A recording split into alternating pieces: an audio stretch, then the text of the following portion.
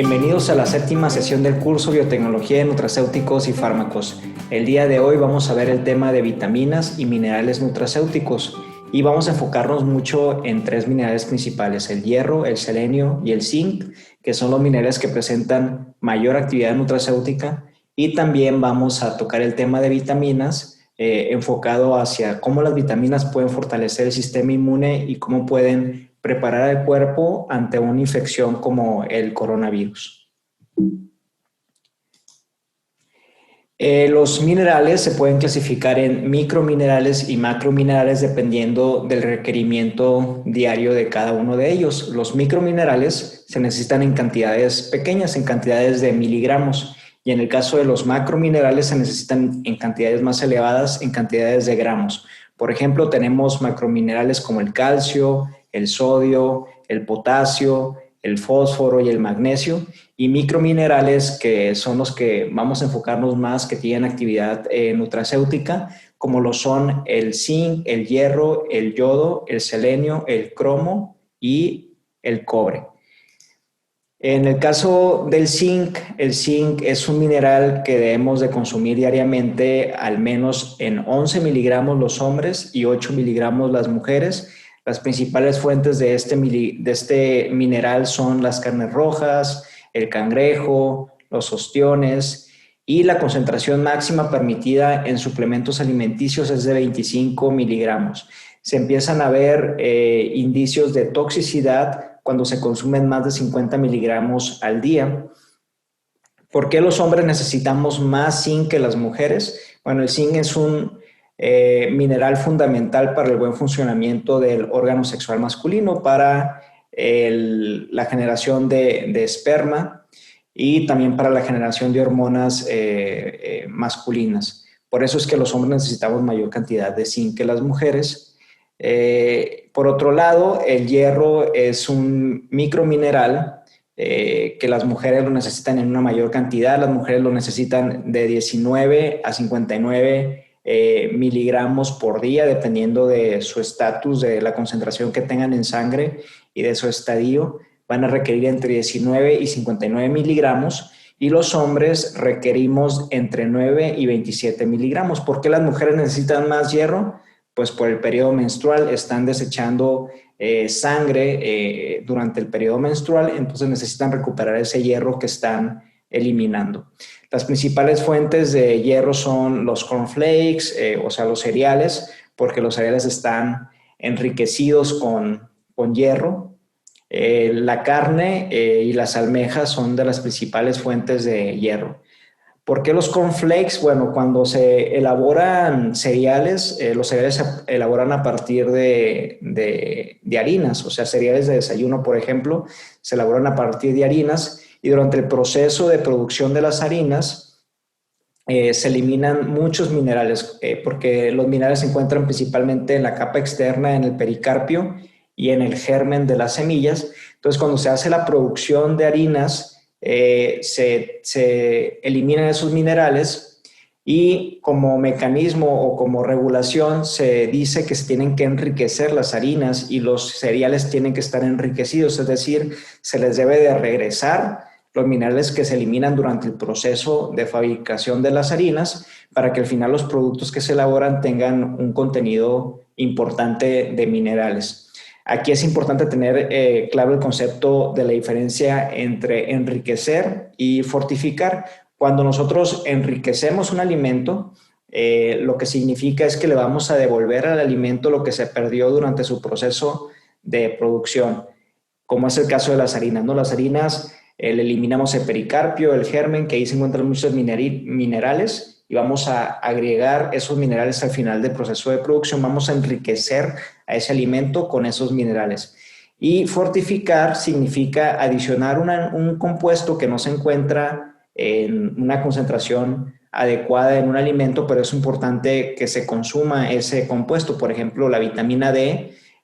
Hay muchos productos que están fortificados con vitamina D, por ejemplo, la leche, que no tiene de forma natural una concentración elevada de vitamina D, pero es un nutriente importante para la salud humana. Entonces lo que hacen es fortificar a la leche con vitamina D.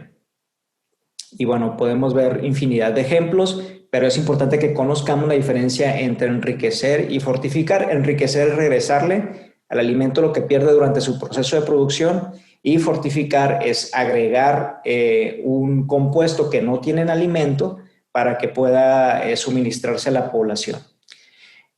Bueno, después de ese paréntesis de la diferencia entre enriquecer y fortificar, vamos a continuar viendo los demás minerales. En el caso del hierro, la concentración máxima permitida en suplementos es de 17 miligramos, y se empieza a ver toxicidad por el consumo de este mineral arriba de 60 miligramos por día. En el caso del selenio, la ingesta diaria recomendada es de 0.2 miligramos, o sea, 200 microgramos. Si se fijan, es el que se requiere en menor concentración. Los productos que tienen una alta concentración de selenio son el pan blanco, las nueces de Brasil, el huevo, el pescado, y la concentración máxima permitida en suplementos es de 0.2 miligramos. Se empieza a ver toxicidad arriba de 1.5 miligramos. Si se fijan, de todos los compuestos minerales, el que presenta la menor concentración requerida es el selenio, pero también es el que presenta la menor concentración requerida para generar toxicidad.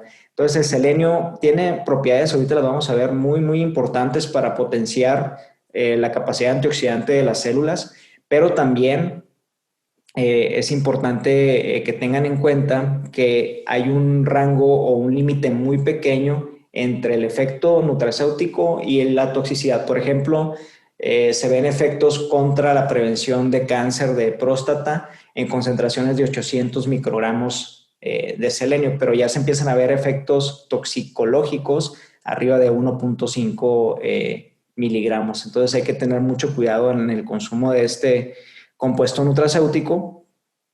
Y bueno, aquí en el caso del selenio hay tecnologías bien interesantes para fortificar alimentos. Por ejemplo, en el TEC de Monterrey, en el Centro de Biotecnología FEMSA, están trabajando en la elaboración de pan enriquecido con selenio. Ahorita vamos a ver el procedimiento por el cual se puede hacer eso.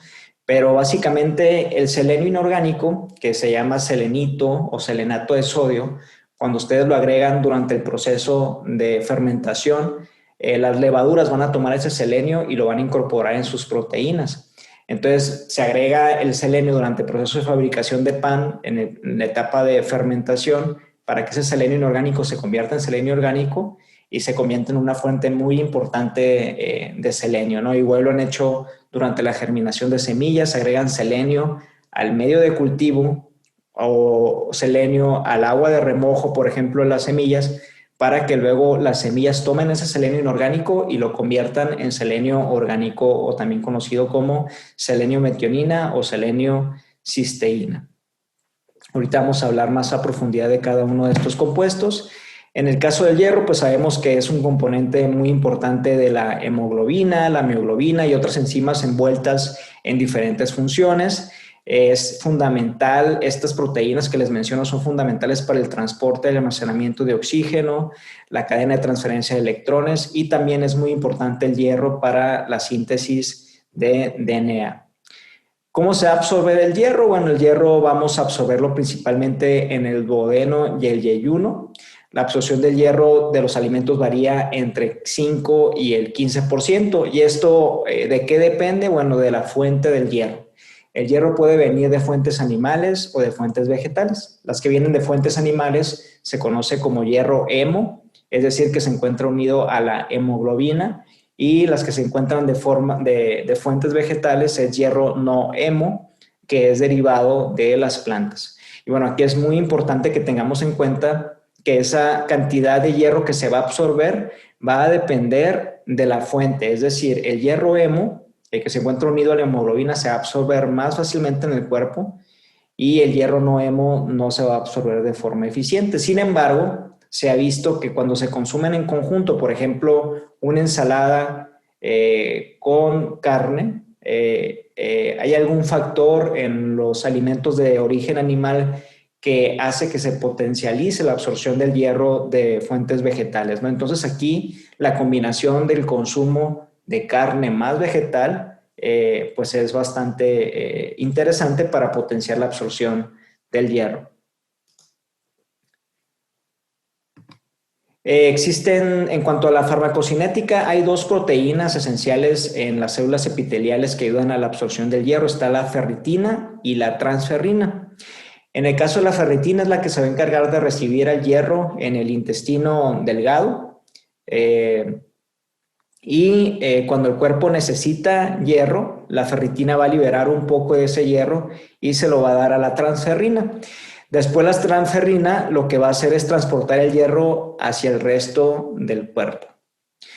¿A dónde lo va a transportar principalmente? Pues a la médula del hueso y a otros tejidos, a la médula ósea también.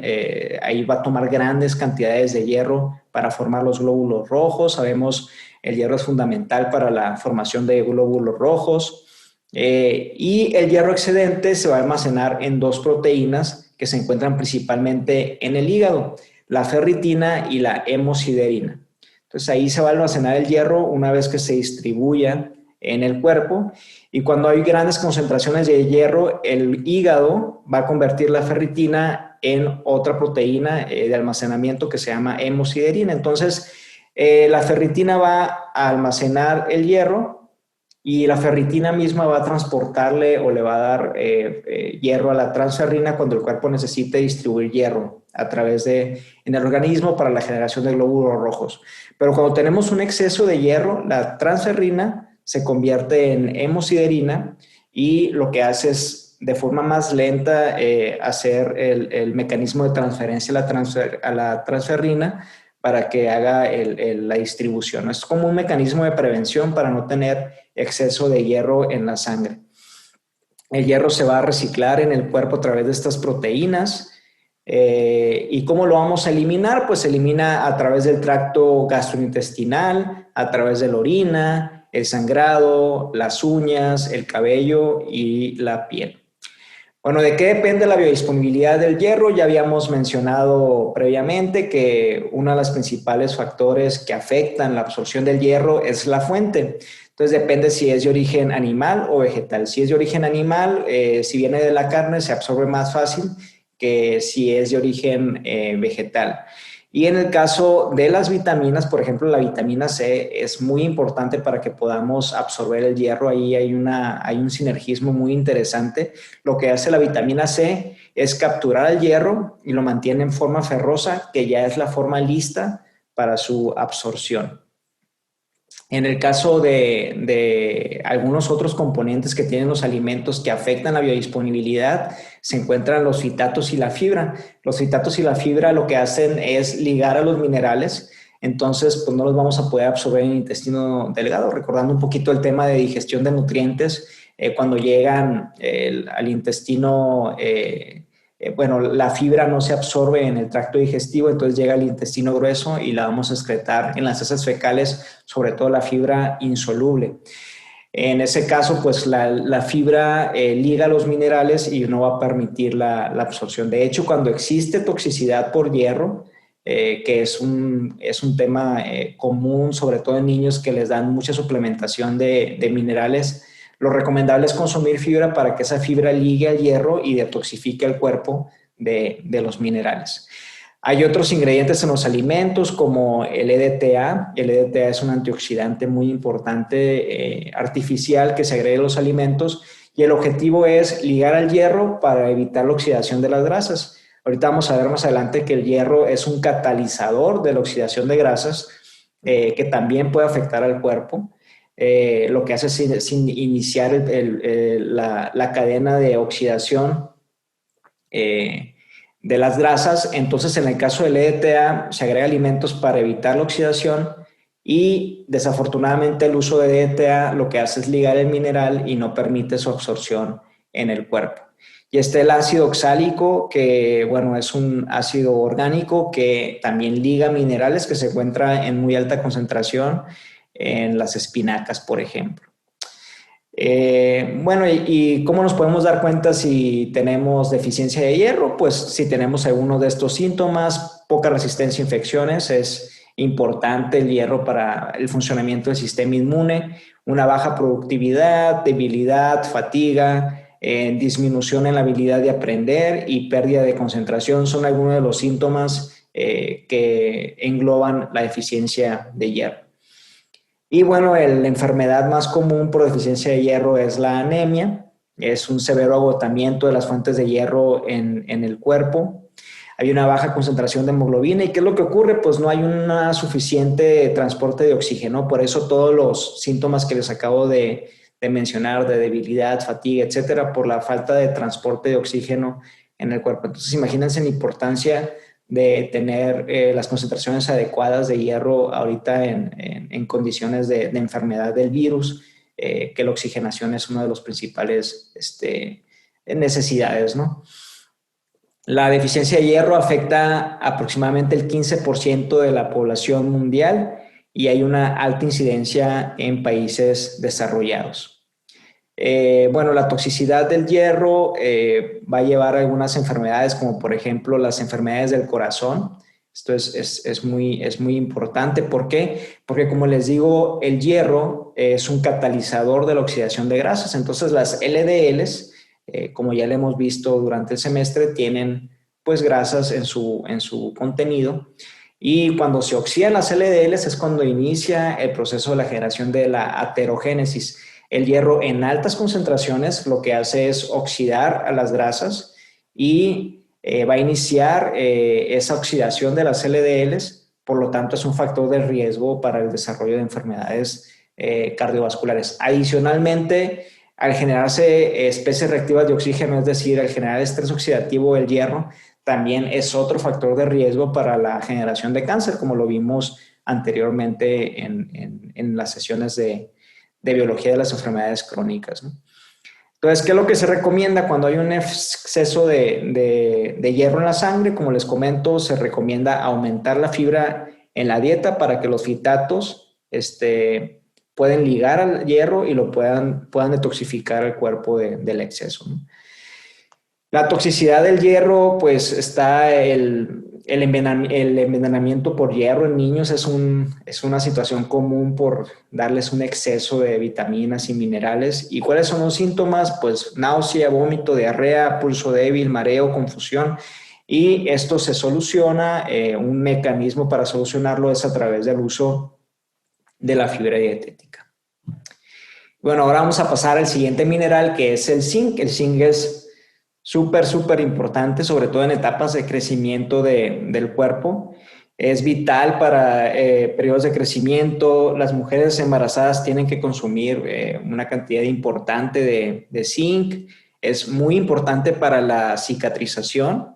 Como les comenté, es muy importante el consumo de zinc, sobre todo en hombres, porque es necesario para la producción de esperma y para el correcto funcionamiento del órgano sexual masculino. De hecho, se ha visto que también hay una relación importante entre la deficiencia de hierro y el desarrollo, por ejemplo, de cáncer testicular y cáncer de próstata. Entonces, es muy importante que diariamente se consuman las cantidades necesarias de zinc.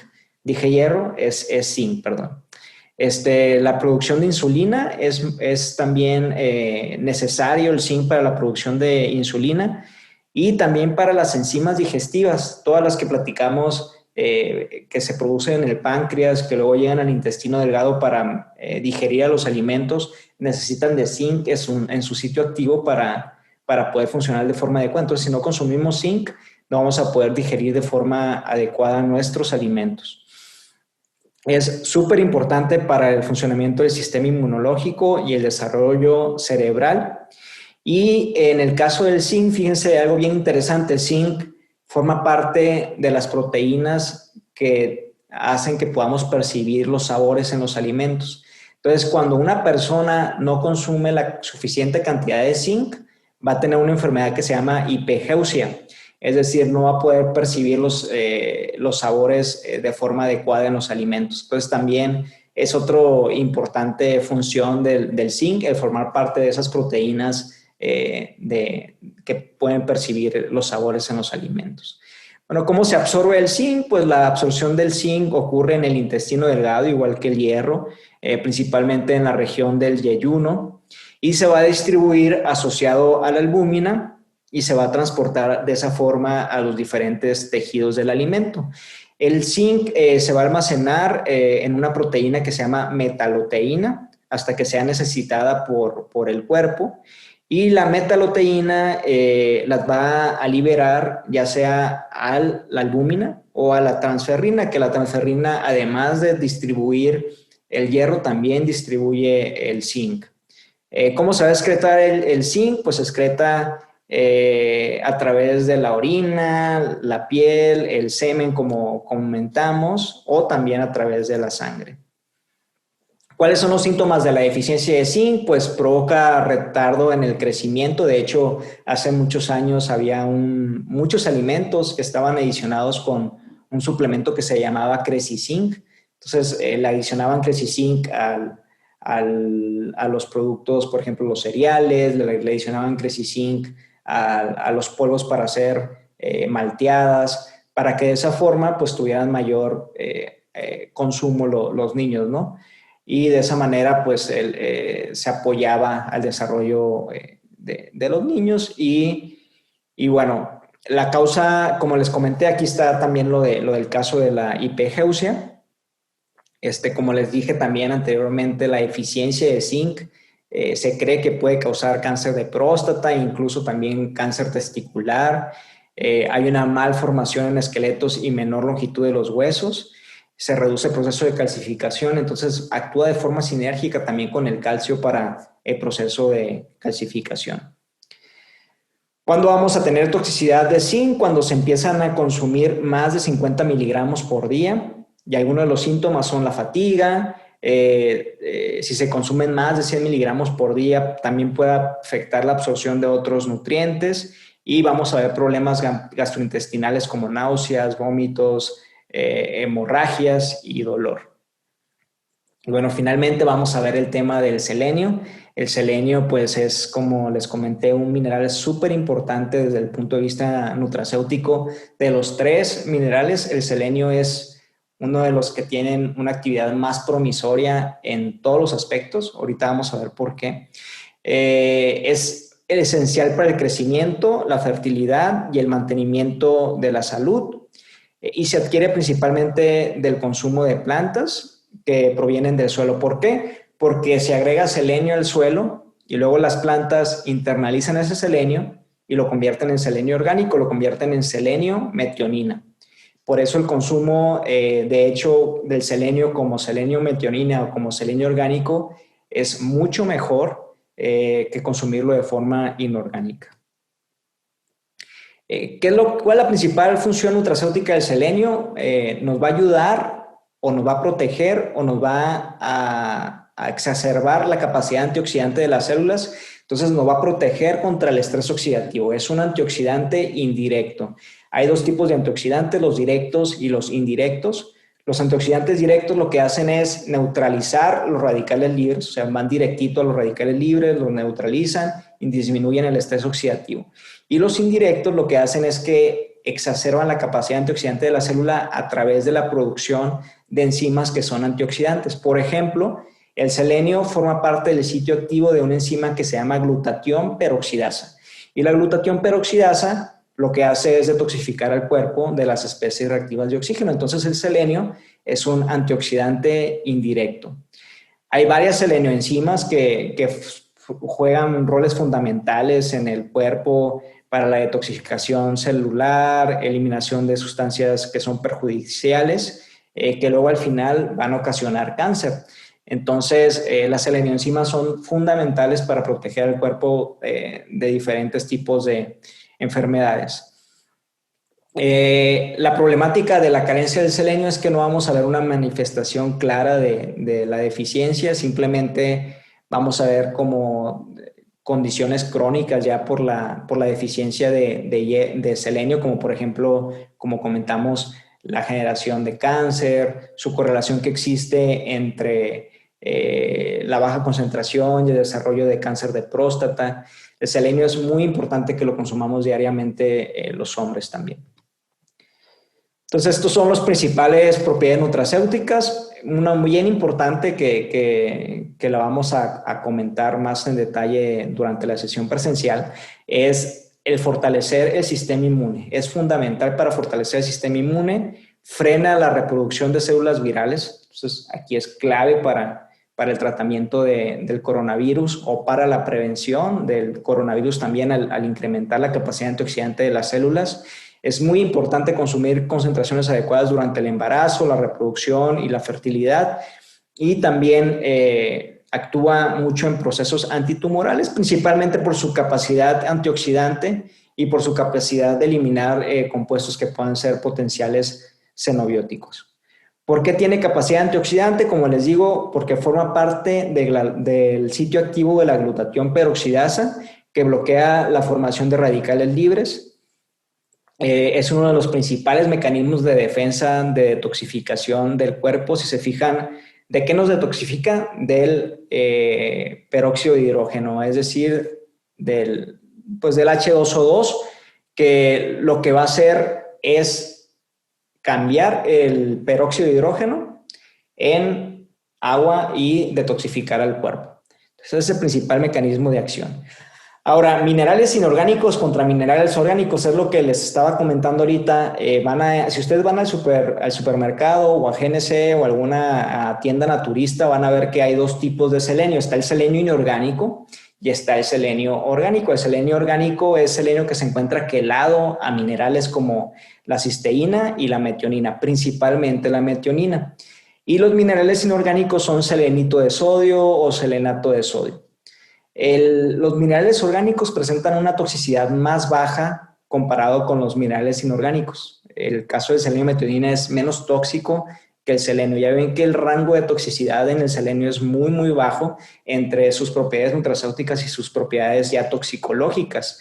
Entonces, consumirlo como selenio metionina disminuye su toxicidad, además de que se puede absorber más fácilmente en el cuerpo porque en el intestino delgado se absorbe por el mecanismo por el que se absorben los aminoácidos. Se encuentra ligado a la selenio metionina, entonces se absorbe como si fuera metionina. Y es el principal beneficio, su menor toxicidad y cómo lo puede aprovechar el cuerpo ese selenio, ¿no?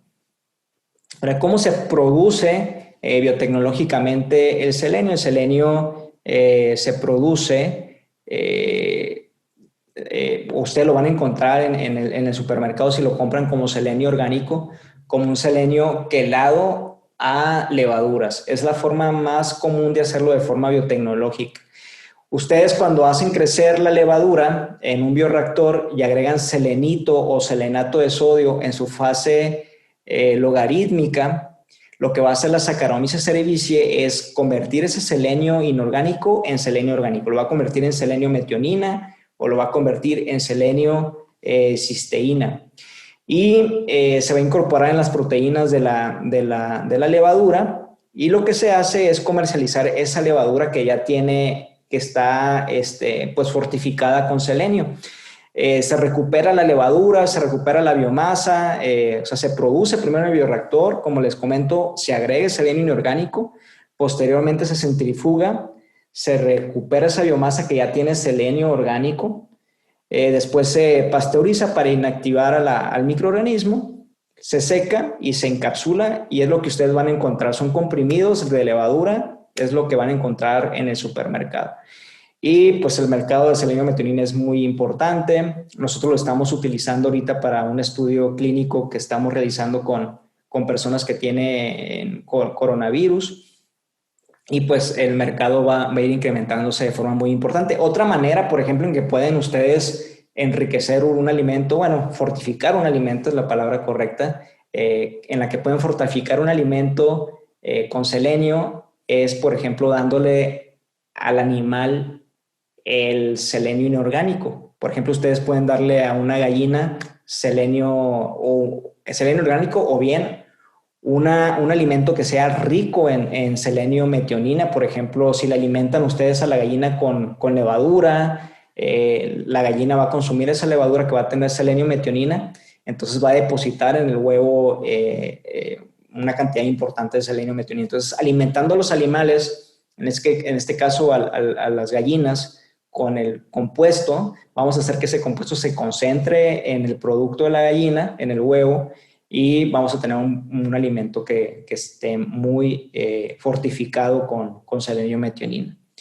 Esa es una alternativa muy interesante, un mecanismo sencillo para poder generar un alimento que esté fortificado y que pueda tener un beneficio importante para la población. ¿Por qué? Porque el selenio, pues básicamente lo consumimos, pues yo creo que un alto, más del 70% de la población, me atrevería a decir, o tal vez casi todos, y sería una buena forma de llegar a la población, ¿no? De distribuir este mineral tan importante. Y en el caso del pan, fíjense, lo que hacen, que ya les había comentado, es agregar selenito y selenato a toda la formulación del pan antes de la fermentación, y la levadura va a convertir ese selenito y selenato en selenio-metionina, y al final se ha logrado, a través de este proceso que desarrollaron en el Centro de Biotecnología, han logrado obtener pan, que una rebanada de pan te aporta 50 microgramos de selenio-metionina. Entonces, si consumen 4 rebanadas, ya tienen ingesta diaria que puede dar beneficio para la salud.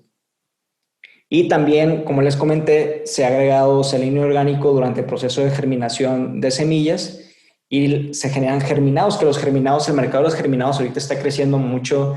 Si van al súper van a encontrar germinado de brócoli, germinado de soya, de varios leguminosas, y lo que hacen durante el proceso de germinación es agregar el selenio inorgánico y el germinado lo convierte en orgánico. Entonces tenemos un alimento muy rico en selenio-metionina. Como les comenté al principio de la sesión, las vitaminas y los minerales juegan un papel fundamental para el buen funcionamiento del sistema inmune.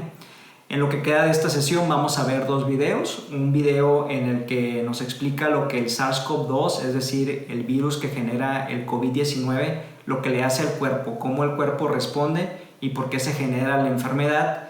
Y posteriormente vamos a ver un video en el que nos explican de forma resumida cómo funciona el sistema inmune y qué es lo que le ocurre al sistema inmune una vez que estamos infectados con el SARS-CoV-2.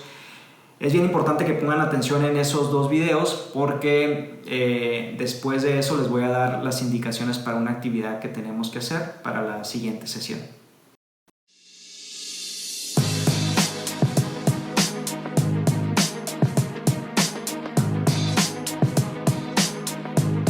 Este es el SARS-CoV-2.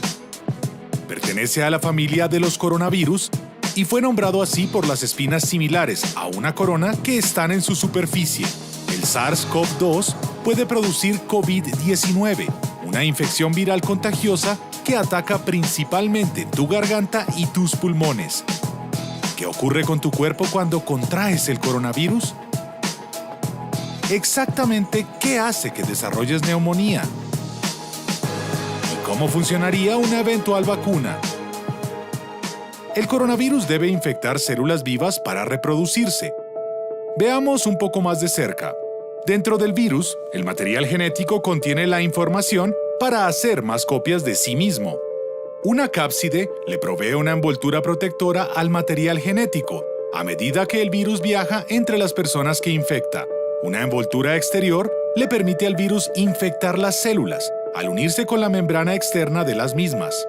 Hay espinas de moléculas proteicas que se proyectan desde esta envoltura. Tanto el virus de la gripe común como el nuevo coronavirus usan estas espinas como una llave para entrar dentro de las células de tu cuerpo. Allí, el virus se apropia de la maquinaria interna de las células y las reprograma para que creen los componentes del nuevo virus. Cuando una persona contagiada habla, tose o estornuda, las gotículas que llevan el virus pueden llegar a tu boca o nariz y luego pasar a tus pulmones. Una vez está dentro de tu cuerpo, el virus entra en contacto con las células de tu garganta, nariz o pulmones. Una espina del virus se inserta en una molécula receptora de la membrana de una de tus células saludables. Es como una llave en una cerradura. Esta acción permite que el virus ingrese a tu célula. Un virus de gripe común, contenido en una envoltura hecha de tu membrana celular, viajaría hasta el núcleo de la célula que alberga todo el material genético. El coronavirus, en cambio, no necesita entrar al núcleo de la célula huésped. Puede acceder a partes de la célula huésped llamadas ribosomas. Los ribosomas utilizan la información genética del virus para generar proteínas virales, como las espinas que están en la superficie del virus. Una estructura de empaque lleva las espinas en vesículas. que se unen con la capa exterior de la célula, es decir, la membrana celular. Todas las partes necesarias para crear un nuevo virus están reunidas justo debajo de la membrana celular. Luego, el nuevo virus comienza a emerger desde la membrana celular. Ya con el virus que se esparce en tu cuerpo, ¿cómo desarrollas síntomas de neumonía? Para explicarlo, debemos dar un vistazo a tus pulmones. Cada pulmón tiene secciones separadas llamadas lóbulos. Normalmente, cuando respiras, el aire se mueve libremente a través de la tráquea. Luego, lo hace a través de grandes tubos llamados bronquios, a través de tubos más pequeños llamados bronquiolos y finalmente, a través de pequeñas bolsas llamadas alveolos.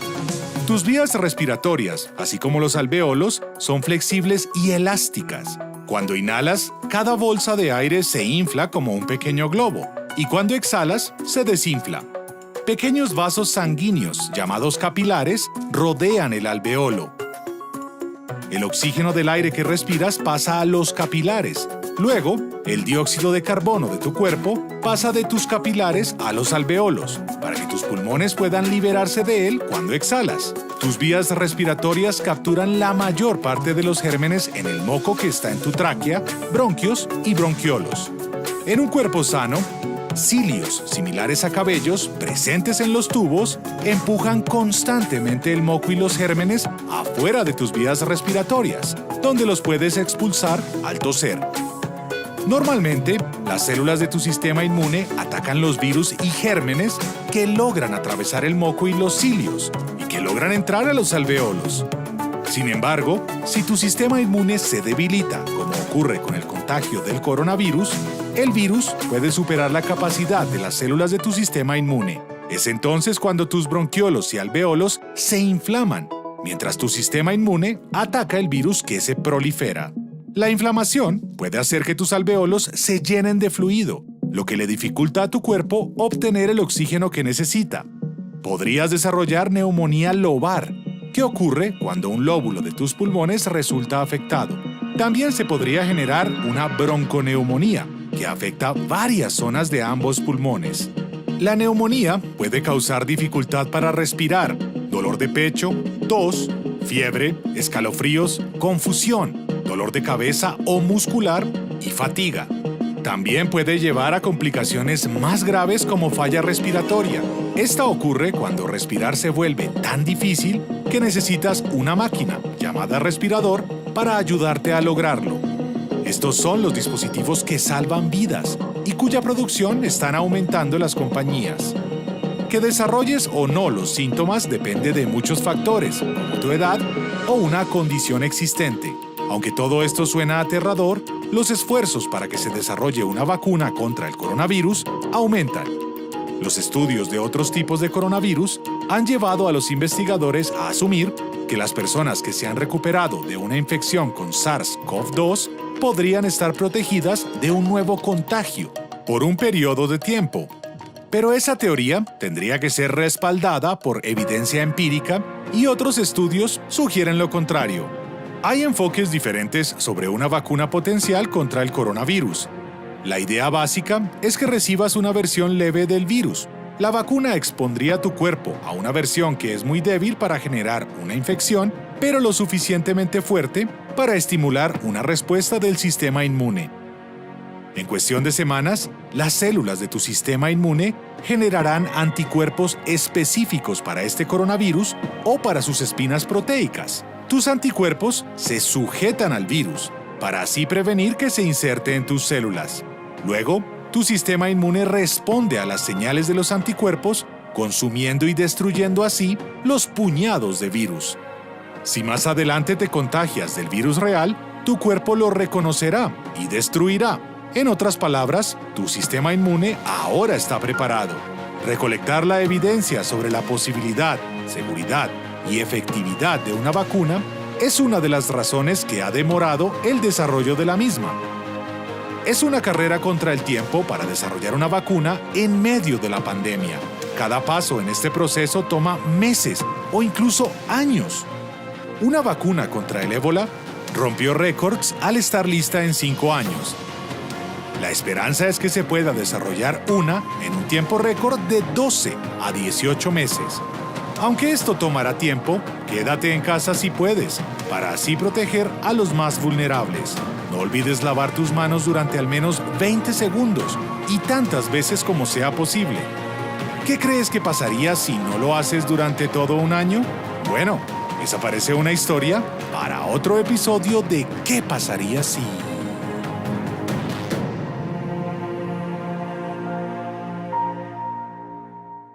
Sin un tratamiento específico y sin una vacuna en el horizonte cercano, la única defensa que tiene nuestro organismo frente al nuevo coronavirus es el sistema inmunológico. De cómo responda a la infección dependerá en gran medida que suframos desde síntomas leves, como tos seca, dolor de garganta, cansancio y fiebre, hasta en el otro extremo del espectro, insuficiencia respiratoria, shock séptico, falla multiorgánica y riesgo de muerte. En este video te voy a contar cómo funciona el sistema inmunitario y cómo se activa cuando entra en contacto con el coronavirus. El sistema inmunitario es una red compleja de células, órganos y tejidos que trabajan en conjunto para defendernos de los microorganismos y sustancias tóxicas que podrían enfermarnos, como los hongos, los parásitos, las bacterias y los virus que están presentes en el mundo que nos rodea. Es algo así como un microejército que combate enemigos externos. Todos nuestros órganos contienen células del sistema inmune y estas también están en la sangre. Son los leucocitos, que son los glóbulos blancos, y en la linfa, que es el líquido transparente que recorre los vasos linfáticos. Y aunque las células inmunitarias se originan en la médula ósea y hay lugares donde se concentran más, como los ganglios linfáticos, las amígdalas, el vaso o el timo, podemos encontrarlas en la piel, las mucosas, los pulmones, el aparato digestivo y en todos los rincones del cuerpo. Cuando aparece un patógeno, un microorganismo como por ejemplo el coronavirus, el sistema inmune responde de dos maneras que funcionan en equipo. Primero, se activa la respuesta innata, que por lo general basta para eliminar a los agresores. En esta fase aumenta el flujo de sangre hacia la zona infectada y de los vasos sanguíneos salen células y determinadas sustancias como proteínas y citocinas para tratar de detener la infección. Por eso esa parte del cuerpo aumenta de tamaño y se pone roja y caliente. Esta reacción es la que mantiene, digamos, la primera línea de defensa, mientras el sistema inmunitario desarrolla su otra artillería, la respuesta adaptativa. Esta se demora unos días en llegar y es la encargada de formar los famosos anticuerpos. Y esta respuesta tiene una particularidad fundamental: tiene memoria. Es decir, recuerda los patógenos con los que tu cuerpo entró en contacto en el pasado y por eso sabrá cómo combatirlos en el futuro. Esto significa que si nos contagiamos una vez con el coronavirus, no deberíamos contagiarnos una segunda, pero esto solo es en teoría, porque como es un virus muy nuevo, hay muchas cosas que todavía no sabemos de él. Además, hay que tener en cuenta que los virus mutan. Esto quiere decir que si te infectaste, por ejemplo, un año con el virus de la gripe y al año siguiente el virus que circula por ahí es otra cepa, corres el riesgo de volver a infectarte, ya que estar protegido de una cepa no te va a proteger de la otra. Ahora, ¿cómo reacciona el sistema inmune frente a este virus en particular?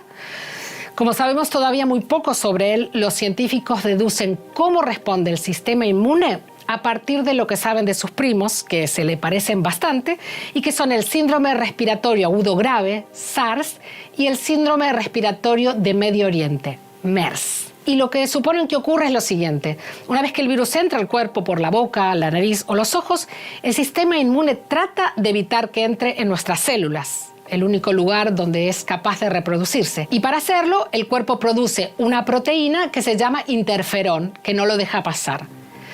Pero como este virus es muy astuto, lo que hace, al parecer, es inhibir la producción de interferones. Ahora bien, si el virus logra entrar a la célula, el sistema inmunitario trata de destruirla por un mecanismo que se llama apoptosis, que es una muerte celular programada. Lo que se cree es que el coronavirus también es capaz de interferir en este proceso, y no solo eso, se cree que también interfiere con la producción de anticuerpos. Así como te lo cuento, el coronavirus parece un enemigo infalible, pero hay que destacar que en el 80% de los casos, la respuesta del sistema inmunitario al coronavirus es efectiva. Y por eso hay muchas personas asintomáticas o con síntomas leves. Es en el 20% restante donde el cuadro se complica. Cuando el sistema inmune no puede bloquear al virus, entra en las células y se reproduce, avanza por la garganta y las vías respiratorias hasta llegar al pulmón. Y cuando estas células infectadas empiezan a morir de forma descontrolada, el sistema inmune responde con otro tipo de células que buscan detener este proceso. En los casos más graves, lo que termina sucediendo es que estas células que envía el sistema inmunológico provocan una inflamación generalizada de todo el pulmón. Incluso la inflamación puede ir más lejos y afectar a otros órganos.